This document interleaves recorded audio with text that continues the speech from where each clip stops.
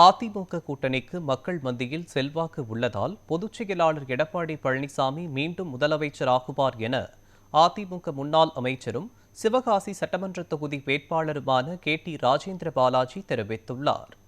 இது தொடர்பாக சிவகாசியில் பேட்டியளித்த டி ராஜேந்திர பாலாஜி, ஊர் உலகத்தில் நாட்டு நடப்பில் என்ன நடக்கிறது என்பது விஜய்க்கு தெரியவில்லை என்றும், பள்ளியில் ஐஸ்கிரீம் சாப்பிடும் குழந்தைகள் போல நடிகர் விஜய் விளையாட்டுத்தனமாக பேசிக் கொண்டிருப்பதாகவும் விமர்சனம் செய்தார்.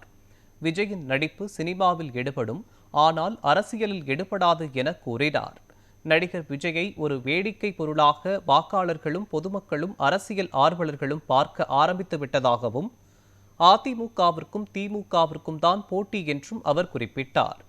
மக்கள் மத்தியில் மிகப்பெரிய சக்தியாக அரசியல் வானில் துருவ நட்சத்திரமாக எடப்பாடி பழனிசாமி ஜொலிப்பதாகவும், அவர் நிச்சயமாக வெற்றிக்கணியை தட்டி பறித்து மீண்டும் முதலமைச்சர் ஆவார் என்று நம்பிக்கை தெரிவித்தார்.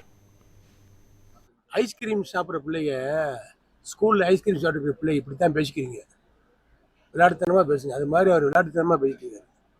ஊர் உலகத்துக்கு நாடு நடப்புல என்ன நடக்குது எல்லாம் ஊருக்கே தெரியும். இதை பேராருன்னா அவருடைய வார்த்தையில எவ்வளவு விளையாட்டுத்தனம் இருக்கு. அவர் சினிமாவில் சிரிப்பு நடிகராக நடிக்கலாம், ஆக்ஷன் நடிகராகவும் நடிக்கலாம். ஆனால் அரசியலில் அவருடைய நடிப்பு விடாது. அவர் வேடிக்கை பொருளாக இப்போ தமிழக மக்கள், வாக்காளர்கள், பொதுமக்கள், அரசியல் ஆர்வலர்கள் பார்க்க ஆரம்பிச்சிட்டாங்க. விஜயனுடைய பேச்சு ஒரு நல்ல ஒரு தேர்ச்சியான ஒரு அரசியல் தலைவராக உருவாகக்கூடியவருடைய பேச்சாக தெரியவில்லை. உலகத்துக்கே தெரியும், அதிமுகவுக்கும் திமுகவுக்கும் தான் போட்டி. களத்தில் இருக்கக்கூடியவர்கள் 2 சிங்கங்கள் தான். ஒன்று அதிமுக தலைமையில் உள்ள எடப்பாடியார், ஒன்று ஸ்டாலின் தலைமையில் உள்ள திமுக. இதில் வெற்றி பெற போவது யார் என்பதுதான் இன்றைய பேச்சு பொருள். இதில் அதிமுக வெல்லும் என்பது 100% மக்களுடைய கருத்து கணிப்பு. இதில் ஊடக உட்கார்ந்து நான் தான் சொல்வது வேடிக்கை பொருளாக அவரை பார்க்கிறார்கள். அவரை சிரிப்பு நடிகராக பார்க்க ஆரம்பித்து விட்டார்கள். இப்போ அரசியலில் ஒரு ஜோக்கராக பார்க்கிறார்கள்.